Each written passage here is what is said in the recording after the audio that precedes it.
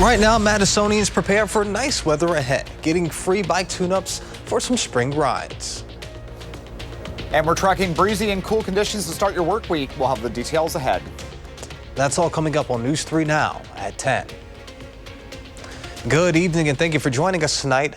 I'm Jalen Banks. Bit of a warm-up this weekend, and it was a tad windy out there. Let's see what the start of the work week is going to look like with meteorologist Buddy Reeves. Buddy, I see you don't have a jacket on, so how does it feel out there? It actually feels pretty nice out here. It actually is a little bit warmer than it was last night when we were out here on the weather patio at 10 o'clock. Yeah, 10 o'clock last night.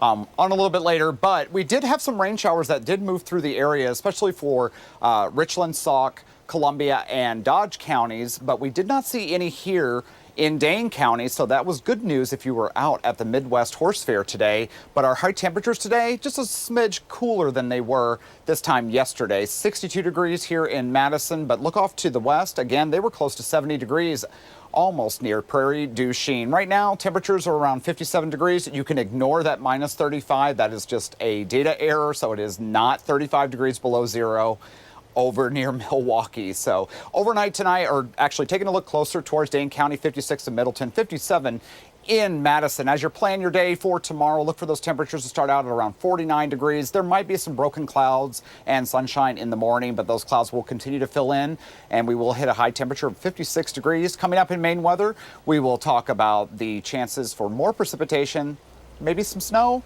maybe not.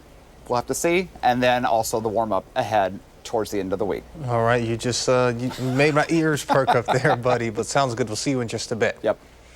And to track the forecast yourself, you can download the First One weather app. It has hourly planners, road conditions, and even radar.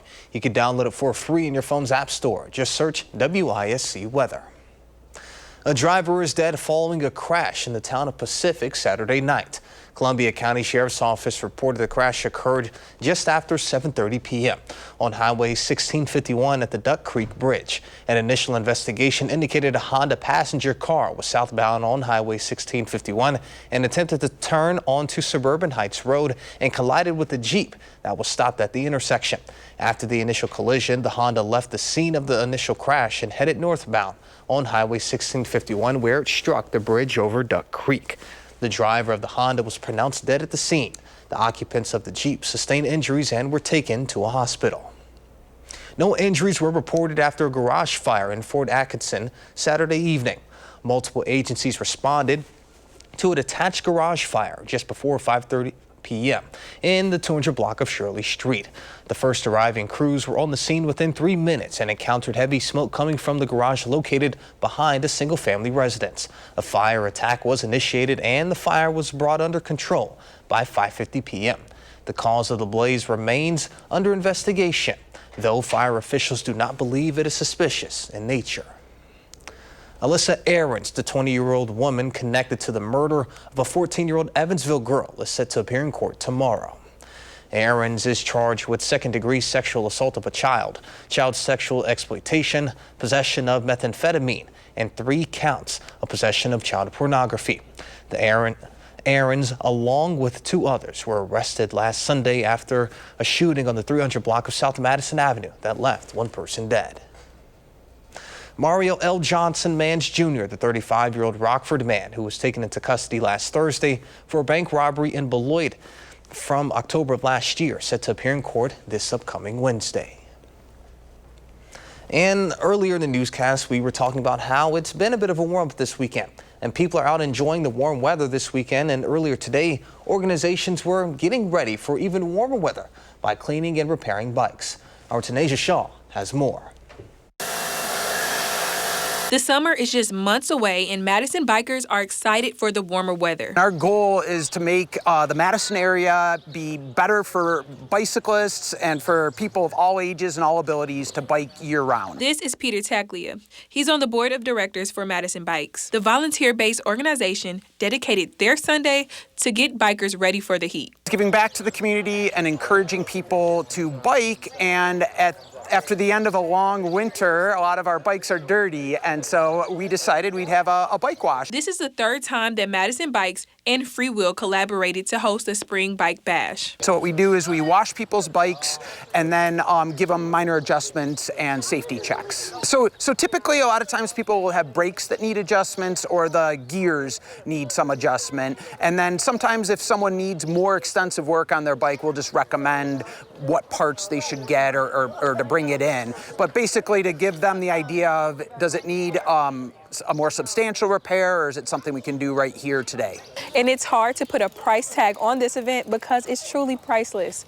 Not only are they doing those little tune-ups, but they're also teaching everybody how to fix their bikes for free. A little tune-up or a little adjustment here, they're probably saving $20 or $30 or $50. But it's also one of the goals of Freewheel is to have people learn how to do their own repairs, and it makes it more accessible to everyone. Reporting in Madison, Tanasia Shaw, Box 47.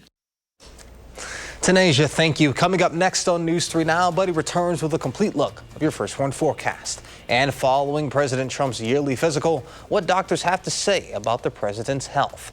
Plus, homeowners in Los Angeles start the long road of recovery from the destructive wildfires from last January.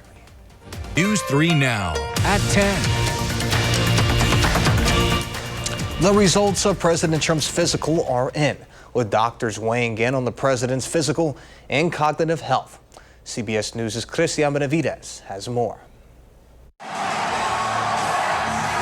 Hours after President Trump appeared at a Saturday night UFC match in Miami, the White House released a report outlining his physical health. According to the results of the recent physical that the president had on Friday at Walter Reed Medical Center, the 78-year-old commander-in-chief, quote, remains in excellent health and exhibits robust cardiac, pulmonary, neurological, and general physical function.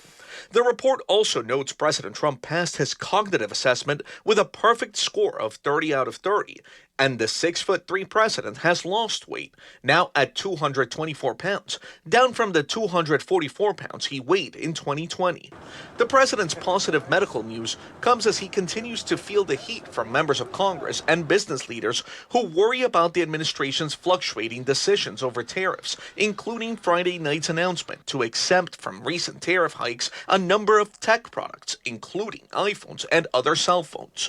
Let's talk about these tariffs. I mean, they were chaotic and they were totally haphazard. But it is a serious situation. If everybody gets nervous at the same time, businesses and consumers, and they all pull back at the same time, that can lead to an economic downturn just by itself, setting aside the math of what the tariffs end up doing to prices. And so there's a lot to try to unwrap right now. China's 125% tariff on U.S. goods took effect this weekend after President Trump raised his tariff on China to 145% and excluded China from a 90-day pause. Also criticizing President Trump over the weekend, Senator Bernie Sanders. But in my honest opinion, the most serious addiction crisis we face is the addiction of the oligarchy toward greed. Sanders made stops over the weekend in California, including a Saturday night appearance at the Coachella Music Festival. Cristian Benavides, CBS News, Miami. The president is scheduled to meet with the president of El Salvador on Monday amid the ongoing battle within the federal courts regarding a mistakenly deported Maryland father. Secretary of State Marco Rubio announced the United States has deported what it says are 10 or more members of international gangs to El Salvador. The suspected gang members arrived in El Salvador Saturday night. Rubio says the suspects were part of either MS-13 or the Venezuelan Tren de Aragua. Rubio praised Salvadorian President Nayib Bukele for his cooperation with the Trump administration. Again, Bukele is set to meet with President Trump on Monday at the White House. Pennsylvania Governor Josh Shapiro and his family were forced to evacuate an apparent arson fire Sunday morning. Pennsylvania State Police say they are investigating an alleged arson at the governor's residence overnight in Harrisburg. The fire caused a significant amount of damage. Shapiro and his family were safely evacuated from the home by state police, and fortunately no one was injured. No words of any arrest or suspects. Police are offering a reward of up to $10,000 for the arrest and conviction of the person or people involved. An Israeli airstrike early on Sunday destroyed part of the last fully functioning hospital in Gaza City as the military expands and intensifies its campaign across the territory.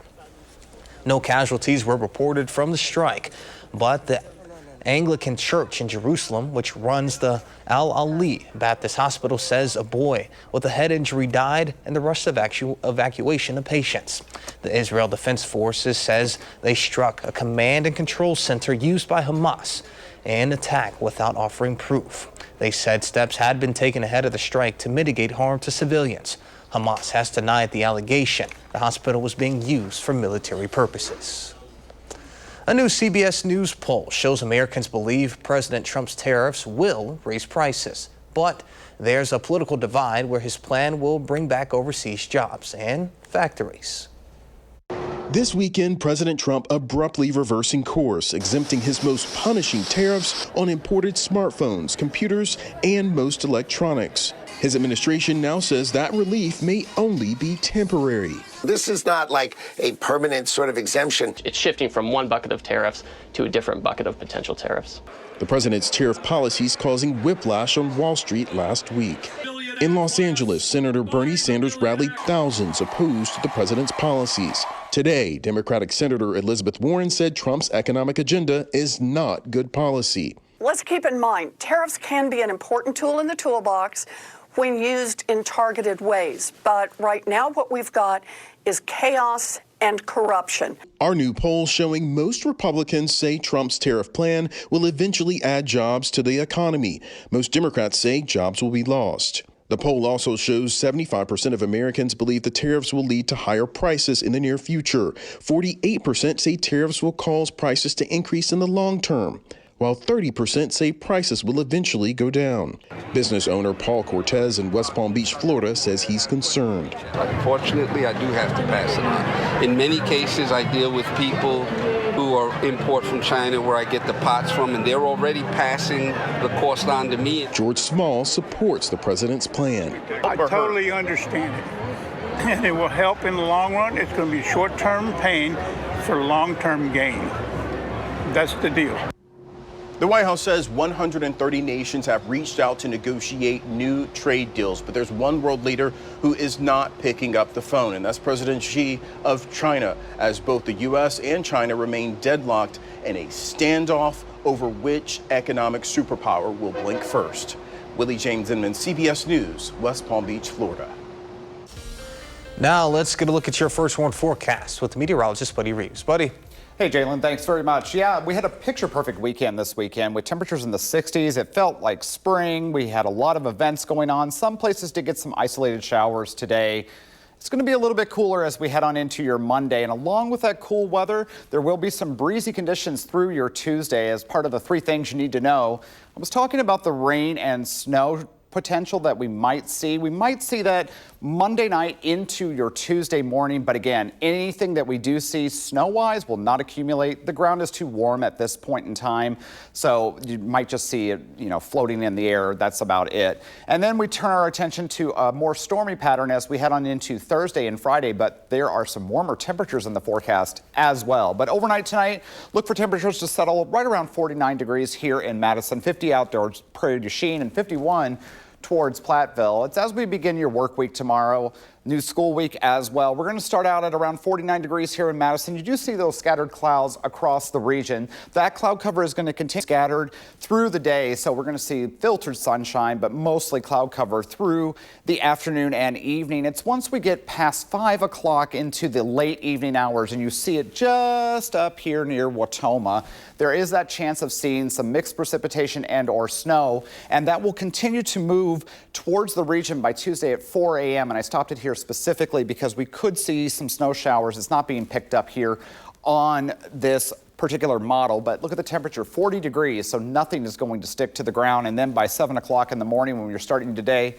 37 degrees, so it's going to feel much colder, but that cold weather is not going to last that long. Now, wind gusts, we talked about that too. 26 miles per hour for your Monday. They could get up to 33 miles per hour here in the Madison area. If you're heading down towards Janesville and Monroe, we could see gusts a little bit higher up towards 40 miles per hour as that cold front comes through in the afternoon and evening on your Monday, and that will continue into your Tuesday with wind gusts getting up to 30 miles per hour. Then it kind of calms down as we head on into your Tuesday evening. Now, the precipitation chances outside of what we could see Monday and Monday night, we do have a chance of seeing some precipitation Thursday into Friday. And I just want to quickly show everyone at home that we could see a half to 3/4 of an inch here in Madison. So this would be some beneficial rainfall for the southern Wisconsin area, especially as these areas along the Wisconsin and Illinois state line are still under a drought situation. But the 7 to 10 day forecast, breezy is going to be the word for the next 2 days. And then we kind of calm down for 1 day before we ramp back up again on Thursday and Friday. But look at those temperatures next Friday, almost 70 degrees with some scattered thunderstorms.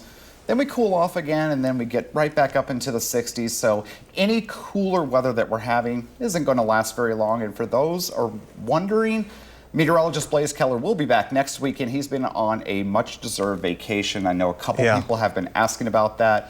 I'm just filling in while he's enjoying some time off. I was literally just texting him, so it's odd that you just said that. He's in Japan, so he's enjoying a well-deserved rest. Yeah, absolutely. But as far as our weather here, I don't think anybody's complaining about those temperatures, even when we do dip down into the lower 50s. Yeah, it's not bad, and I'll take it because it's only going to get warmer from here, hopefully. I'm with you. Yep. All right, sounds good. Thank you, buddy. Yep.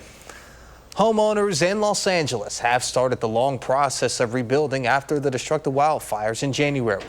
More than 11,000 homes were destroyed. Now, a new threat, soil contamination.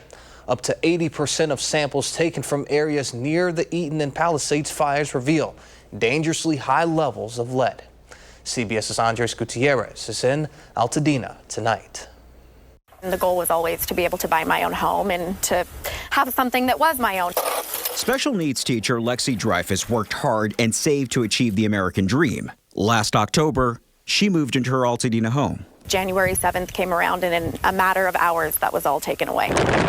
When the Eaton fire erupted, Dreyfus's home was one of more than 6,000 destroyed. For her and other wildfire victims, it's a slow road to recovery. So you're anxious to rebuild? As soon as the lot is cleared, we will be submitting for permits, and my contractor is ready to go.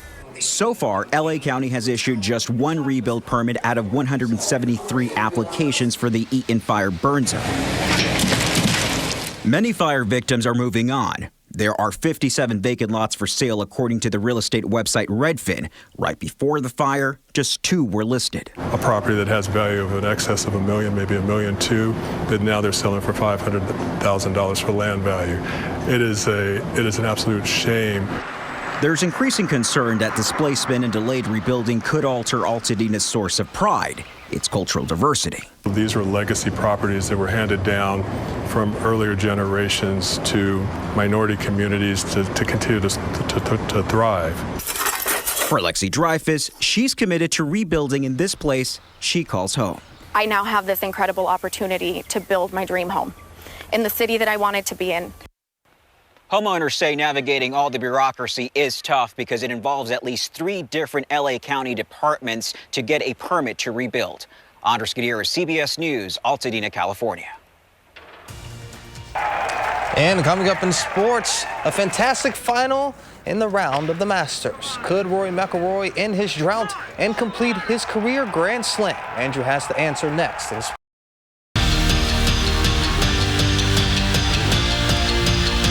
Winning a Grand Slam or all 4 majors over the course of a career is considered to be the most elusive achievement in golf. Today at the Masters, Rory McIlroy had a chance to become just the 6th golfer ever to join the sport's most exclusive club. It's been a long road to get there, and it was today too. An up and down round saved by otherworldly shots like this one on 15 as he shapeshifts his way to a birdie, taking a 1-stroke lead. And on 18, he had a chance to win it right here. A 5-foot putt that lips left of history, forcing a playoff hole with Justin Rose, and in that first playoff hole, his 2nd stroke, he sticks one of the most memorable shots of his magnificent career, putting him a few feet from the honor that had eluded him for so long. In a tap-in to get that green jacket, he sinks it, and it sets in. Rory McIlroy, a Masters champion and a Grand Slam winner at long last.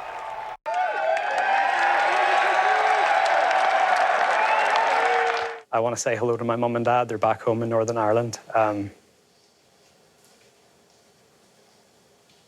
They made a lot of sacrifices for you. They did, and I can't wait to see them next week. I just can't wait to celebrate this with them. Yeah. An incredible finish for sure, and with their playoff spot solidified, the Bucks benched their best players in today's regular season finale, which leaves me with one simple question. Where were you for the Pat Connaughton legacy game? This one was a thriller. We skipped to the fourth quarter, tied at 112 apiece, and Connaughton gets up and throws it down, giving him a career-high 29 points, and he was just getting started. In overtime, he kept racking them up, hits the three to put the Bucks up 5, and then later, there goes that man. Give him 42 points. He'd finish with 43 as the Bucks win it 140-133, heading to the postseason on an 8-game win streak. To the college ranks where X found his new spot, Xavier Amos was set to be a key contributor if he decided to return to Madison, but instead, the forward entered the transfer portal last week. Today, he announced he's headed to Loyola Chicago. Leading 4-0 going into the bottom of the ninth, ESPN gave the Brewers a 99.6% chance to beat the Diamondbacks last night, but those Snakes came crawling on back, proving that baseball cannot be calculated by science. But the odds of the Crew blowing another lead today admittedly seemed improbable. They led 2-0 through 4 innings, thanks in part to this first-inning homer from William Contreras, his third in his last 6 games, but the D-backs rattled their way back, tied at 2-2 in the 7th, and the big guy, Josh Naylor, nails one through the infield, and the Crew lose another heartbreaker. Bad way to end a road trip. 5-2 is the final score. And getting right back to Rory McIlroy, a truly unbelievable feat, Jalen. In the last 55 years, one player has a career Grand Slam.